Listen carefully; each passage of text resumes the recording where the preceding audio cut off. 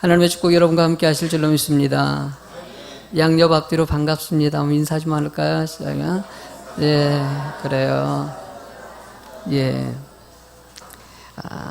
오늘 설교의 제목은 주님이 기뻐하는 삶이라는 제목을 가지고 말씀을 전하도록 하겠습니다. 로마서 강해는 바울 사도가 로마에 있는 성도들에게, 믿는 성도들에게 믿음이 좀 더 성장하고 더 큰 믿음 되기 위해서 쓴 편지입니다. 편지의 내용에 서두에 보면은 이미 신앙생활을 하고 있지만은 그들의 연약한 믿음을 조금 더 성숙된 믿음이 되길 원해서 믿음에 관한 문제를 앞부분에 먼저 설명을 합니다. 그래서 너희들은 믿는 하나님의 백성이라는 것이에요.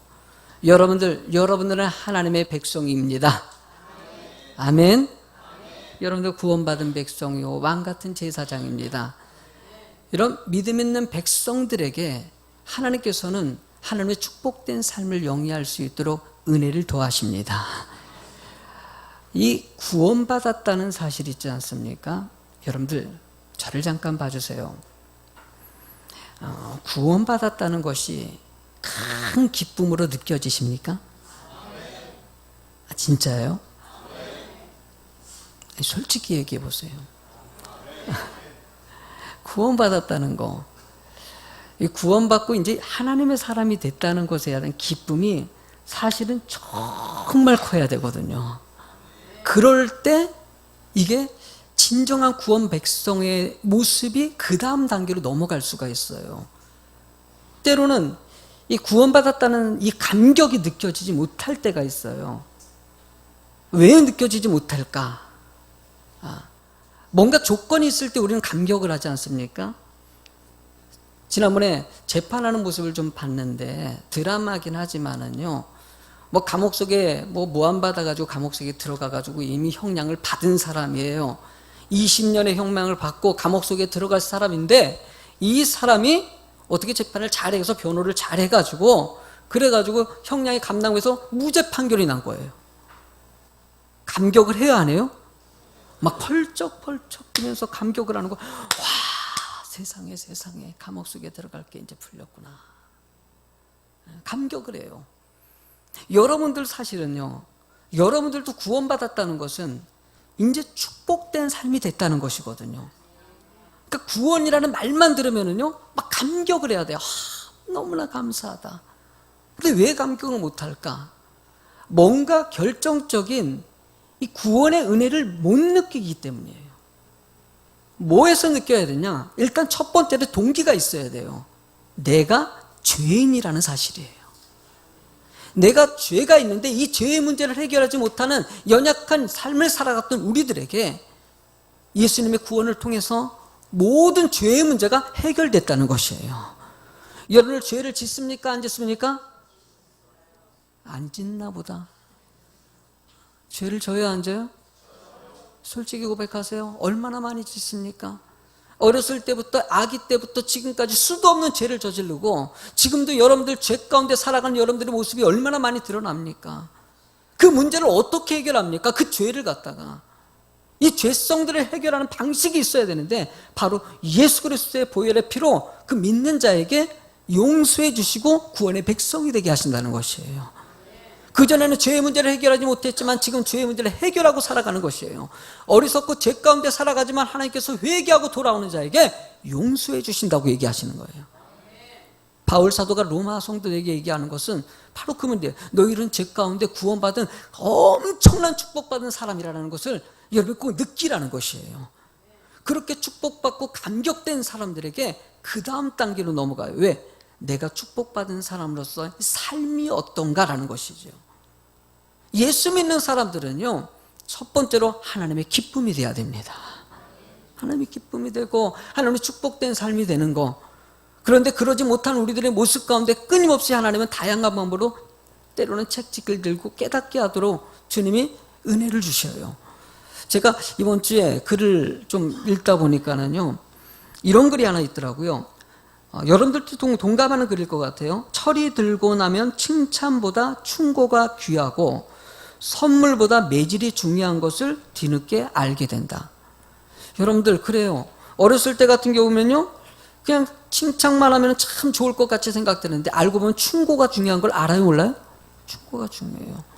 선물 주는 것도 기쁨이죠. 근데 나중에 보니까 삶을 살다 보니까 진짜 복된 삶은요, 잘못된 것을 지적하고 매를 맞아서 가지고 고쳤을 때 더 귀한 인생이 되더라는 것을 뒤늦게 깨달더라는 것이에요. 하나님은 여러분들이 잘 되길 원하셔요. 여러분들이 행복하길 원하셔요. 그럼 그런 행복하고 축복된 삶이 되기 위해서는 우리들에게는 하나님 앞에 삶의 모습으로서 그런 모습의 행위가 나와줄 때 진정한 축복된 삶이 될 수 있다는 것이에요. 하나님께서 본문의 18절을 통해서 이렇게 말씀하십니다. 한번 읽어보시겠습니까? 하나님의 진노가 불의로 진리를 막는 사람들의 모든 경건하지 않음과 불의에 대해서 하늘로부터 나타나나니 라고 얘기합니다.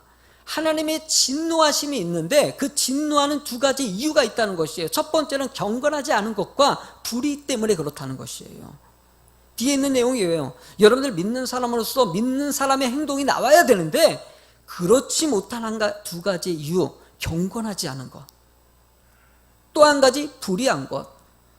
뒤에 말씀 보면 18절에는 그 이유를 설명했고 19절서부터 23절은요 경건하지 못한 것이 어떤 건지 가르쳐주고 24절부터 32절까지는 불의한 것이 어떤 건지를 얘기합니다. 오늘은 그러면 경건한 삶이 어떤 건지를 얘기하고자 하는 것이겠죠. 그러면 여러분들이 이 경건한 삶에 대해서 좀 잘 깨닫고 살아갈 때 하나님이 진노하지 않고 기뻐하신다는 것이에요. 사실 오늘 말씀이 중요합니다. 제가 이번 한 주간 동안 이 말씀을 도대체 어떻게 설명을 해야 될까? 사실 좀 오늘 설교는요 좀 안 좋은 얘기에 대해서 나와 있어요. 이렇게 잘못됐고 저렇게 잘못됐고 이렇게 하는데 저는 역설적으로 설교를 준비했습니다. 쉽게 하면은 이렇게 안 할 때 주님이 축복 주신다는 거예요.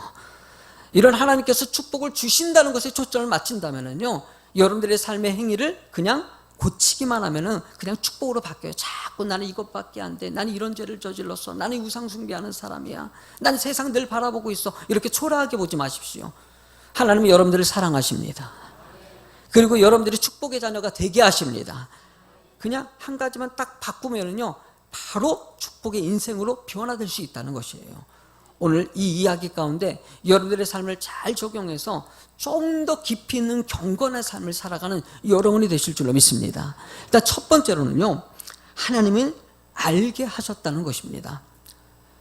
여러분 하나님은 여러분들을 하나님이 누구인지를 이미 알게 하셨다. 제 친구가 요즘에 친구들하고 만나면은요 친구들이 사업하는 친구들이 좀 있다 보니까 친구들면 직업 문제 때문에 고민하는 친구들이 참 많아요. 근데 최근에 친구 하나가 그런 얘기 하더라고요. 야, 진짜 이번에 들어온 직원이 내 마음에 꼭 든다는 것이에요. 어떻게 그냥 하는 것만 하나 내가 알아서 생각 안 해도 알아서 착착 뭐 커피 먹고 싶을 때 커피 딱 가져오고 뭐 일할 때도 알아서 말도 안 했는데 알아서 착착착착 한다는 것이에요. 아이고 아주 얼마나 마음이 내 마음에 꼭 든다고. 어떻게 그렇게 내 마음을 잘 아냐고 이렇게 얘기를 하더라고요. 그러면서 우리 친구가 그 직원에게 이런 얘기를 했다요. 아니 도대체 내가 일을 하는데 왜 이렇게 내 마음이 이렇게 꼭 들게 이렇게 마음 들게 하냐. 그랬더니 그 직원이 이러더래요. 아니 사실요 사장님을 좀 분석했어요. 사장님이 어떤 스타일인지 사장님이 어떤 걸 좋아하는지 회사에 어떤 방향성을 갖고 있는지 이미 들어오면서 다 처음에 파악했다는 것이에요. 그러니까 사장님이 어떤 스타일인지 아니까 거기에 딱딱 맞춰주니까는 기분이 좋은 것이 그랬기 때문이구나. 여러분들 하나님의 은혜 가운데 거하는 사람들은요 주님께 영광 돌리는 삶이 되길 원합니다. 하나님께 저도요 맨 처음에 청년 때 구원받고 나서 하나님 은혜 가운데 거하니까 이것도 하고 싶고 저것도 하고 싶고 이런 마음이 생기는 것이에요. 그러니까 하나님의 일들은요 기쁨 가운데 자연적으로 하고 싶은 마음이 나오게 돼 있어요. 그런데 하고 싶을 때 뭘 해야 될지 모르지 않습니까? 그때 하나님의 뜻을 보는 것이에요. 하나님은 이걸 좋아하시는구나. 하나님이 이걸 좋아하시는구나. 사실 본문의 말씀에서 얘기하는 것은 하나님이 이렇게 저렇게 여러분들이 하나님이 누구인지를 알게 하셨다는 것이에요. 여러분들 본문의 19절과 20절을 이어서 한번 읽어보세요. 시작. 이는 하나님을 알만한 것이 그들 속에 보임이라. 하나님께서 이를 그들에게 보이셨느니라. 창세로부터 그의 보이지 아니하는 것들 곧 그의 영원하신 능력과 신성이 그가 만드신 만물의 분이 보여 알려졌나니 그러므로 그들이 핑계하지 못할지니라. 이미 다양한 방법으로 하나님이 살아계신 것을 다 보여주셨다는 것이에요. 그렇게 보여줬으니까 여러분들 그 은혜 가운데 살아가야 된다는 거예요. 여러분들 하나님 모른다는 소리 할 필요 없이 이미 다 알게 하신다는 거. 여러분들 제가 전도를 하다 보면 느낄 때마다 복음이 참 전달되지 않을 때가, 예수 좀 믿으십시오, 예수 믿고 천국 가십시오, 막 이렇게 전도해도요 정말 먹혀 들어가지 않을 때가 있어요. 답답한 거죠. 아니 왜 이렇게 예수를 안 믿을까? 근데 나도 예수를 못 믿었던 때가 있기 때문에 충분히 공감은 가요. 근데 왜 믿지 않을까라는 생각을 답답하게 갖지만은요, 여러분들 하나님 믿지 못하는 것도 어쩌면 가슴 아픈 일이에요. 그러나 하나님이 내게 하신 하나님의 은혜가 있기 때문에 어쨌든 그분은 그분이에요. 뭐 그분이 예수 믿건 안 믿건 어쨌든 전하는데 안 믿은 거 어떡하겠습니까? 그분 혼자 뭐 복을 찬 거니까 어쩔 수 없죠. 그러나 하나님께서 나를 향해서는 가끔 가다가 물어볼 때가 있어요. 아니 근데 목사님이 진짜 예수님이 믿어져요? 그래 나한테 물어볼 때가 있어요. 그래요. 상대방에게 쓸 때는 그 사람이 믿지 않지만은 하나님이 지금까지 나에게 하신 일들이 있지 않습니까? 나에게 하신 일들, 이게 굳이 뭐 말로 안 해도요 지금까지 이렇게 저렇게 하신 일들을 보니까 너무나 큰 은혜가 되는 것이에요. 처음에 죄 가운데 구원한 나의 하나님의 은혜가 있어서 저는 그 생각할 때마다 우리 설교 준비하면서도 그 찬양이 떠오르더라고요. 세상에서 방황할 때 나 주님을 몰랐네. 내 맘대로 고집하며 온갖 죄를 져. 여러분들 그렇게 마음대로 살아가던 내 모습에 하나님을 만나 주셔가지고 세상적으로 사는 것이 아니라 하나님의 은혜 가운데 살게 하고 나를 변화시킨 하나님, 그게 잊혀지지 않는 것이에요. 나 같은 죄인 살리신 주의 놀라와 잃었던 생명 찾아고 광명으로. 그래요. 잃었던 나의 삶에 하나님이 구원의 은혜를 주시고 하나님 은혜 가운데 거한, 어쨌든 다른 사람 모르겠어요. 어쨌든 나에게 하신 하나님의 은혜가 어쨌든 나는 떠날 수 없어요. 저도 이렇게 말씀을 전하고 여러분들이 더 성숙된 믿음 되길 원합니다. 그래요. 여러분들이 이 말씀 듣고요 믿음이 더 커졌으면 좋겠습니다. 그러나 여러분들 전하더라도요 책임은, 제가 전했지만 책임은 여러분들에게 넘어가는 것이에요. 하나님께서 나에게 물어보는 건 네 믿음은 어떠냐? 그래요. 하나님 나는 절대 떠날 수 없습니다. 어쨌든 주신 사명 잘 감당하면서 은혜 가운데 살겠다고 고백하는 것이에요. 여러분들 이스라엘 백성들이 하나님 은혜 가운데 출애굽하는 역사적인 사건들이 있지 않습니까?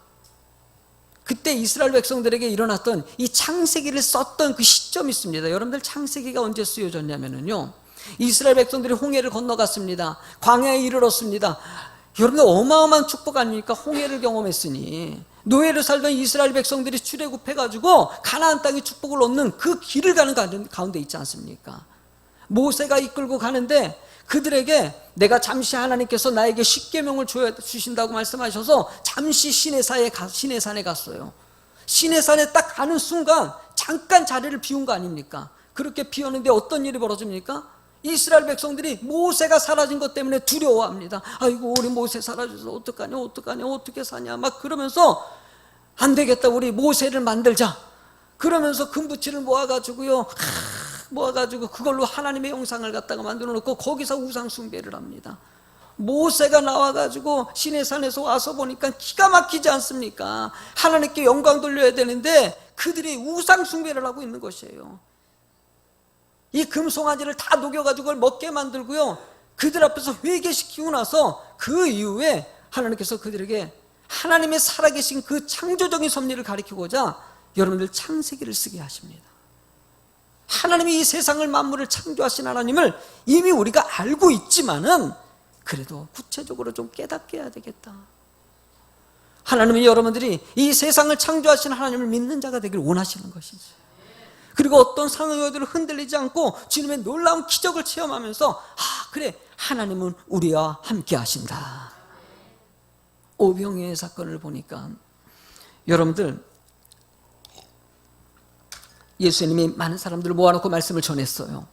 전했더니만 정말 어마어마한 사람들입니다. 숫자가 거의 아이들 포함하면은요 한 2만여 명 됩니다.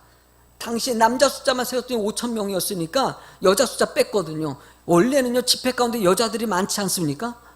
하면 남자가 한 5천 명이면 여자들은 그래도 한 7, 8천 명 됐을 거예요. 애들 포함하면 거의 2만 명 정도 모였을 거예요. 그 어마어마한 숫자입니다. 상상을 초월하는 숫자예요. 지금 여기 숫자가 얼마나 되겠습니까? 2만 명이면 상상 초월하는 숫자예요. 이런 상황 가운데 뜬금없이 말씀 다 마치고 나서 그들에게 먹을 것에 대한 걱정에 대한 묘사를 합니다. 그러고 나서 여러분들 좀 모이세요. 먹을 거 주겠다고. 그랬더니 막 제자들이 막 이렇게 막 저렇게 해가지고 합니다. 그랬더니 예수님께서 제자들을 향해서 뭐라 그러냐면 그렇게 다 줄 세워놓고 나서 니들이 줘라. 제자들이 이해가 가요 안 가요? 뭐가 있어야 주지. 그 예수님에게 가서 예수님 줄 게 없어요. 우리가 가진 것은 물고기 2마리랑 떡 5개밖에 없어요 라고 얘기합니다. 그랬더니 하나님께서 그것으로 주라고 하라는 것이에요. 그랬더니 제자들이 믿음으로 그걸 줬더니만은 그 물고기 2마리랑 떡 5개로 몇 명을 먹여요? 5천 명인데 실제로 따면 몇 명이요? 한 2만 명. 할렐루야. 여러분들 이 사건을 볼 때요, 여러분들 그냥 읽었을 때 그런가 보다라고 생각하는데요, 당시에 참 믿음의 모습이 좀 느껴집니다. 왜냐하면 제자들도요 거기에 순종하기가 쉬웠을까? 그러니까 반문하는 장면이 나타나지 않습니까? 그런데 모였던 2만 명 중에서 여러분들 내가 보기에는요, 모인 사람들이 말씀 끝났어요. 이젠 가야 돼요. 배가 너무나 고파요. 그런데 막 갑자기 뭐 줄 것 같은 분위기로 막 줄을 세워요. 근데 분위기를 보니까는 여러분들 뭔가 그런 거 있지 않습니까? 음식을 한쪽에다 막 쌓아놨다든지 아니면 음식 뭐 이 트럭이 와서 있다든지 뭐 그러면은요, 저걸로 주려나 보다, 그렇지 않습니까? 그런데 아무것도 없어요 주변에. 그런데 막 주겠다고 해요. 그래서 막 번거롭게 막 줄을 세우고 막 모이게 만들어요. 그러면 그 중에서는요, 에이 아무것도 없는데 뭐 하려는데 귀찮, 빨리 밥 먹어야지. 집에 간 사람이 있었을까 없었을까? 있어요. 분명히 그거 기다리지 못하고 아이고 그냥 빨리 밥 먹어야 되겠다 그러고 간 사람들이 있었을 거예요. 중요한 건 뭘 얘기합니까? 그렇게 간 사람들은요 오병이의 놀라운 기적을 보지 못했다는 것이. 끊임없이 내 생각으로 봤을 때는 이게 아닌데 라고 생각할 때 그때로 인내하고 기다리다 보면은 하나님의 놀라운 역사를 체험할 수 있다는 것이에요. 하나님의 놀라운 기적들이 체험될 때 보면은요, 그냥 평탄하고 이럴 때 체험되지 않습니다. 너무나 힘들고 어렵고 여러분들의 생각이 복잡하고 막 이럴 때 그래도 하나님 바라보고 믿음으로 선택할 때 하나님은 살아계시는구나. 하나님 우리 가운데 역사하시는구나. 저도 그래요. 제 개척하고 지금까지 오는 가정 가운데 여러분들 이게 놀라운 일들이 얼마나 많이 벌어졌는 말이에요. 여기서 쫓겨날 뻔했는데도 그 위기 가운데서 하나님이 도와주셨지요. 그때 그냥 무릎 꿇고 기도했더니 열어주셨지요. 이 성전 지어줬지요. 내 몸 치료한 것도 그렇고 그 가운데서 여러 가지 상처 가운데서 위로해서 일어서게 한 것도 수도 없습니다. 근데 그렇게 했더니만은 하나님의 은혜를 경험하지 않습니까? 나는 오늘 이렇게 예배드리는 것이요, 제 입장에서 기적이에요. 하나님의 은혜 가운데서 더 큰 축복의 기적을 주님께서 주실 것입니다. 요셉도요, 요즘에 금요일 날 요셉의 이야기를 하고 있지 않습니까? 드디어 요셉이 13년 만에 총리가 됐습니다. 감격이 없네. 여러분들 요셉이 17세 17살에 노예로 팔려갔어요. 노예로 10년 살았고요, 그 다음에 감옥 속에서 3년 살았어요. 13년 살던 요셉이 드디어 총리가 됐어요. 총리가 돼가지고 총리에 오른 다음에 그가 형제들을 만나가지고 맨 마지막 부분에 창세기 45장 7절에 이렇게 얘기합니다. 읽어보실래요? 한번 시작. 하나님이 큰 구원으로 당신들의 생명을 보존하고 당신들의 후손을 세상에 두시려고 나를 당신보다 먼저 보내셨나이. 여러분들 뭘 얘기합니까? 17살에 노예로 끌려가고 13년 동안 그렇게 고난 가운데 살다가 내가 이렇게 총리된 것은 뭘 이루기 위해서? 큰 구원을 이루기 위해서. 요셉이, 여러분들 정신 바짝 차리십시오. 요셉이 노예로 살던 순간에 자신이 총리될 것이 좀 느껴져요, 안 느껴져요? 별 못 느껴질 수 있어요. 그냥 꿈만 바라보는 것이죠. 감옥 속에 들어갔을 때도 그래요. 그래도 인내하고 기다리다 보니까는 13년 만에 내가 13년 전에 꿈꿨던 것을 이때 이루시는구나. 하나님은 이루십니다. 여러분들이 그것을 인내하고 기다리면서 하나님의 주님을 바라보면서 믿음으로 가는 자가 되길 원하시는 것이죠. 현실은 답답하죠. 이렇게 꼬여가는 것 같고 왜 이렇게 힘든지, 내 마음에 이렇게 안 든지. 아마 요셉이 그랬을 거예요. 감옥 속에 있을 때, 누워 있을 때 나는 왜 이렇게 힘들까? 나는 이렇게 막 인생을 이렇게 되는 거 아니에요. 여러분들, 하나님이 선택한 백성들에게는 은혜를 주십니다. 여러분들 잘 됩니다.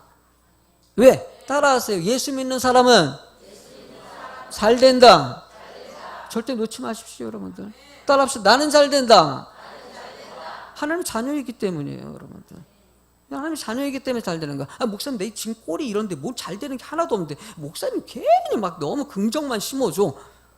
여러분들 시간을 보지 말아야. 여러분들 시간 개념은 하나님 관점에서 봐야 되는 것이에요. 그럼 요셉은 13년 동안 얼마나 힘들겠습니까? 육적으로 봤을 때 고난이지만 마음에는 뭐가 있어요? 꿈이 있는 것이죠. 여러분들도 지금은 현실 보지 마세요. 그럴 수 있어요. 이런 일 저런 일 다 생겨요. 그래도 하나님 바라보는 것이에요. 여러분을 두 번째로요, 그렇게 은혜 주신 사람들에게는 두 번째 시작, 은혜 감사하며. 여러분들 은혜 감사해야 돼요. 여러분 21절 읽어보죠. 시작.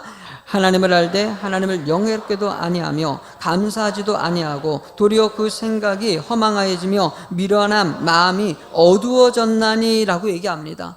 하나님의 은혜를 체험하지 않았습니까? 구원의 백성이 되지 않았습니까? 그러면 감사해야 돼요? 안 해야 돼요?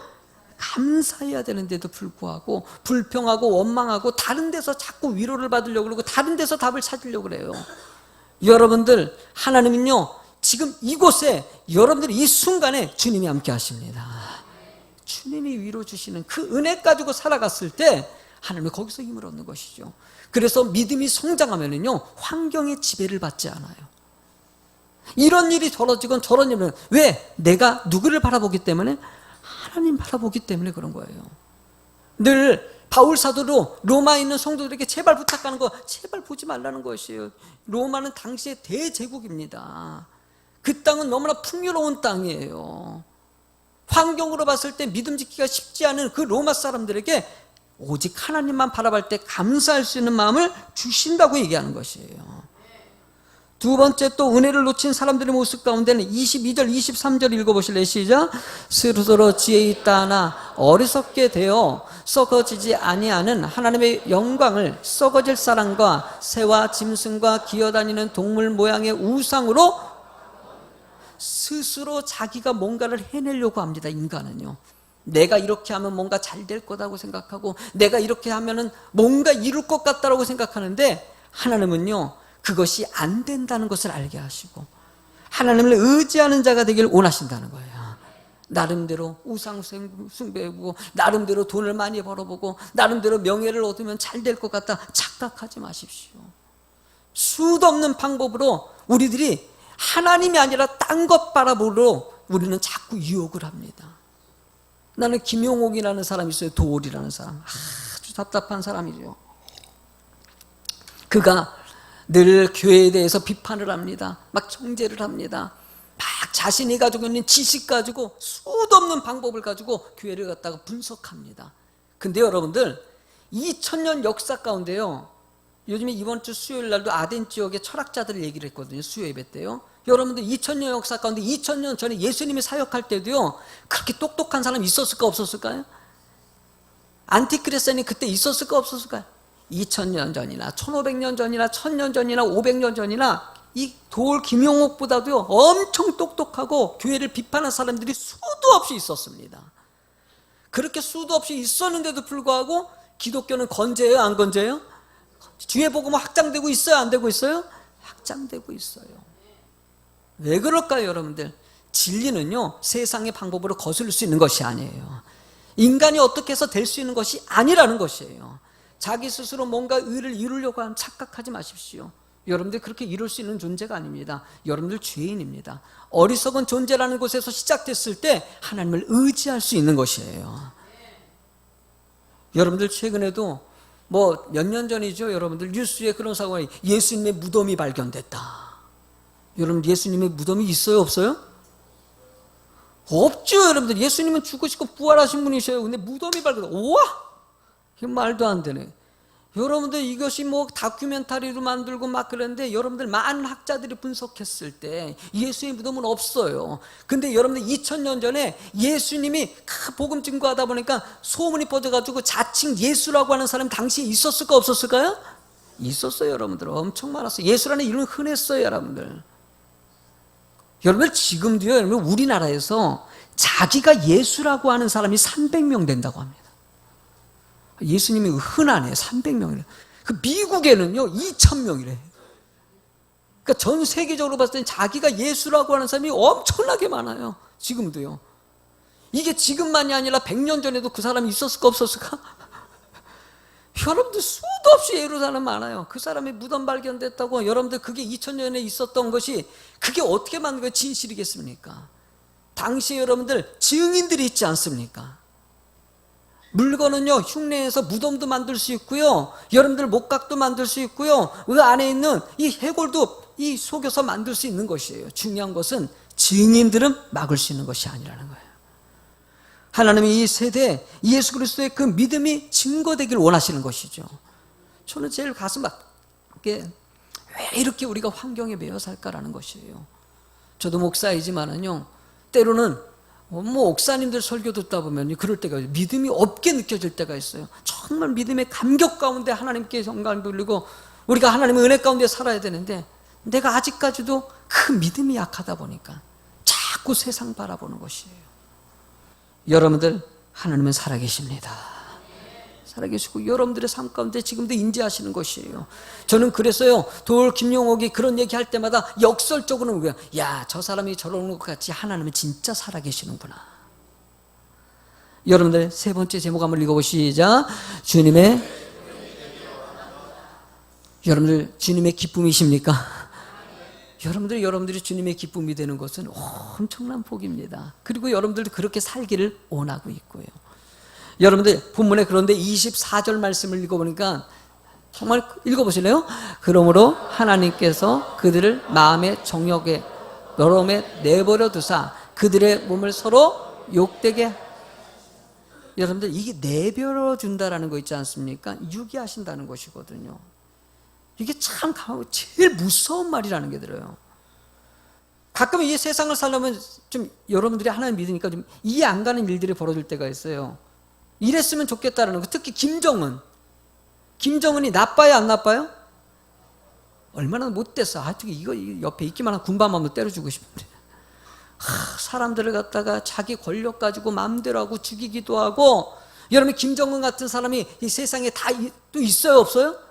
얼마나 악한 사람들이 많은지 몰라요. 아니 전지전능하신 하나님께서 있잖아요. 능력이 많으시잖아요. 오늘 이렇게 비도 오고 번개도 치는데 한번 큰 번개를 일으켜가지고 북한 그냥 그 평양에 그냥 꽉 때려치는 거 한번. 그래가지고 오늘 그냥 꽉 죽이는 거예요. 그러면 좋아요 안 좋아요? 오늘 끝나잖아. 우리 한번 기도합시다. 우리 한번 기도해서 오늘 한번 결단해. 여러분들 그러면 좋을 것 같아요 안 좋을 것 같아요? 생각이 들 수 있잖아요. 나만 그런가? 그런데 여러분들 김정은은 지금 잘 먹고 있을 거예요. 잘 먹고 잘 살고 있어요. 여러분들 김정은이라는 사람이 하나님을 알까요 모를까요? 예수님이라는 걸 알까요 모를까요? 여러분들 성경을 알까요 모를까요? 알아요. 여러분들 김정은도요 그가 마음만 먹으면 충분히 깨닫고 돌아올 수 있을까요 없을까요? 기회를 안 준 것이 아니에요. 사실은요 이미 하나님은요 다양한 방법으로 하나님이라는 분을 갖다가 이런 방법을 저런 방법을 통해 가지고 알게 하셔요. 김정은도 보고 봤겠지요. 북한에는요 여러분들 지하교에서 하나님 믿는 사람들이 지금 엄청나게 몇만 명 된다고, 몇십만 명 된다고 합니다. 이 보고를 들어가지고 예수 믿는 사람을 잡아다가 감옥 속에 넣고 죽이지 않습니까? 알아요. 그런 상황 가운데 자신이 믿어야 되는데 믿지 못하고 그렇게 권력 남용을 하고 있는 그 김일성을 본문에 내버려 둔다고 합니다. 포기하는 것이에요. 저도요 성도님들과 목회하다 보면은요 끊임없이 얘기합니다. 또 여러 가지 일 가운데서요, 여러분 이것 좀 해서 예배 드리는데 예배 안 드리고 막 말 안 듣고 또 부탁했는데 안 됐고 안 되고 하면 어느 손이든 포기해버려요. 아유, 내비두다. 여러분들, 하나님이 여러분, 인간은 포기하는 것에 대해서 상관이 없을 수 있어요. 그러나 하나님이 여러분들을 포기하게 두지 마십시오. 하나님이 여러분들이 포기하지 않고 하나님을 의지하는 자가 되기를 원하시는 거예요. 여기 말씀에는요, 그렇게 될 수 있다는 것을 경고하는 거예요. 여러분들, 느헤미야, 그 말씀 보면요, 서로 욕되게 하였다 그러지 않습니까? 서로 힘이 되어주고 은혜가 돼야 되는데 하나님 앞에 벗어난 백성들이 서로 상처를 주고, 저는요 느헤미야 강의를 할 때 너무나 큰 은혜 받은 게 있거든요. 느헤미야서 13장 22절 말씀이에요. 읽어보실래요? 내가 또 레위 사람들에게 몸을 정결하게 하고 와서 성문을 지켜 안식일을 거룩하게 하라 하였느니라. 내 하나님이여 나를 위하여 이 일도 기억하시고 주의 크신 은혜대로 나를 아끼시옵소서라고 얘기합니다. 이 말이 여러분들 좀 읽어서 좀 내용이 이해가 안 갈 텐데 이런 내용이에요. 느헤미야가 이스라엘 백성들을 귀환해 가지고요, 이스라엘 왔더니 성벽도 무너지고 집도 무너지고 다 그랬어요. 그 성벽 재건을 다 했어요. 모든 행정기관들을 다시 정립했어요. 그리고 예배가 사라진 이스라엘 땅에 느헤미야를 통해서 예배자가 되게 만들고 거룩하게 만들고 안식일을 지키게 만들고 하나님께 헌신하게 만들었어요. 잘했어요? 안 했어요? 그러니까 느헤미야가 자신이 하나님 나 이거 잘했지요, 나 칭찬해 달라는 말이에요. 내가 우리 백성들에게 이렇게 힘이 되어줬다는 것이에요. 그러니까 내가 이렇게 힘이 되어주고 이 이스라엘을 이렇게 크게 좋게 만들었으니까 나 큰 상 달고 꼭 잊지 말라는 것이에요. 여러분 이 말씀 들을 때마다 목사로서 그런 생각 들어요. 여러분들, 저도 여러분들이 저를 이렇게 말씀 듣고요, 믿음이 성장해가지고요, 나도 이렇게, 나 지금 애썼어요 하나님, 우리 성도님들 믿음이 이렇게 성장했는데 나 칭찬해 주세요, 이렇게 얘기하고 싶어요. 여러분들, 맥스웰의 신뢰의 법칙이라는 책이 있어요. 이 신뢰의 법칙이라는 책 속에는 무슨 내용이 있냐면요, 이 당시에 영국 수상 중에서 가장 훌륭한 수상 두 사람을 뽑았어요. 그 두 사람과 어떤 여자가 만나서 식사했던 내용이 나와 있어요. 그 두 수상의 이름은 윌리엄 그레드스톤이라는 사람하고 벤자민 디즈렐리라는 수상이거든요. 이 여자가 맨 처음에 윌리엄 그레드스톤을 만나가지고 음식을 먹었다 보니까 세상에 이 그레드스톤이라는 사람이 너무나 똑똑한 거야. 너무나 멋있는 거야. 먹고 나서 그분에 대해서 평가를 하라 했더니 세상에 이렇게 똑똑한 사람 없다고, 이렇게 위대한 사람이 없다고, 이렇게 훌륭한 사람이 없다, 이렇게 평가를 했어요. 근데 두 번째 수상인 벤자민 디즈렐리라는 사람을 만나가지고 식사하고 나서는요, 뜬금없이 나는 이분하고 만났더니만은 내가 너무나도 위대한 사람이고 내가 너무나도 존귀한 사람이고 내가 이렇게 똑똑한지 몰랐다는 것이에요. 여러분, 이 두 이야기를 갖다가 딱 듣다 보니까 생각이 많아지는 거예요. 그래요. 앞에 있는 전자는요, 훌륭한 사람이에요. 우리도 그런 사람 되기 원하지 않습니까? 뭔가 사람들에게 이름이 알려지고 똑똑하라는 소리 듣고 뭔가 유명한 사람 되고 싶어요. 그런데 후자 있는 벤자민 이 디즈렐리는 사람은 어떤 사람입니까? 다른 사람이 위대한 사람이 될 수 있도록 돕는 사람이었다는 것이. 하나님은요, 우리가 내가 잘 먹고 잘 사는 것이 아니라 다른 사람이 잘 되기를 원하는 것이 우리의 진정한 영향력이라고 얘기하는 거예요. 저는요, 김동호 목사님이 오셔가지고 하신 말씀 중에서 느껴지는 것이, 은혜가 되는 것은 그분이 하시는 아주 많이 하는 말이 있어요. 5,000명분을 먹는 사람이 되는 것이 아니라 5,000명을 먹이는 사람이 되겠다. 할렐루야. 하나님은 여러분들의 인생에 희망이 되길 원하시는 거예요. 저도 우리 성도님들에게 희망이 됐으면 좋겠어요. 남 만나가지고 나는 존귀한 사람이다, 나는 훌륭한 사람이다. 여러분들이 이렇게 만나가지고 박장훈 목사님 훌륭한 사람이네, 박장훈 목사님 똑똑하네, 박장훈 목사님 잘났네, 이 소리 듣기 아니라 이렇게 같이 만나가지고 목사님 말씀 듣다 보면은, 목사님과 대하다 보면은 내가 참 귀한 사람이고 내가 소중한 사람이고 내가 훌륭한 사람이고 이랬으면 좋겠어요. 그리고 여러분들도 만나는 사람마다 그렇게 만드는 사람이 되십시오. 한 번 더 따라해서요. 나 만나면 잘 된다. 여러분 만나서 잘 되는 사람이 되십시오. 저도 여러분들 만나가지고 내가 잘 됐으면 좋겠어요. 저도 여러분들이 필요해요. 함께 하나님의 뜻을 이루기 위해서 나도 애쓰는 거예요. 말씀 준비하고 노력하는 것이에요. 여러분들 25절 마지막으로 읽어보실래요? 시작. 이는 그들이 하나님의 진리를 거짓 것으로 바꾸어 피조물을 조물주보다 더 경배하고 섬김이라. 주는 곧 영원히 찬송할 이시로다. 아멘. 우리는 오직 주님만 바라보며 살아가는 것입니다. 믿으십니까? 여러분들 세상 것 바라보지 마십시오. 우상 숭배에서 벗어나가지고 주를 경배하는 사람이 되십시오. 여러분들 찬양 아까 불렀던 찬양 있지 않습니까? 약할 때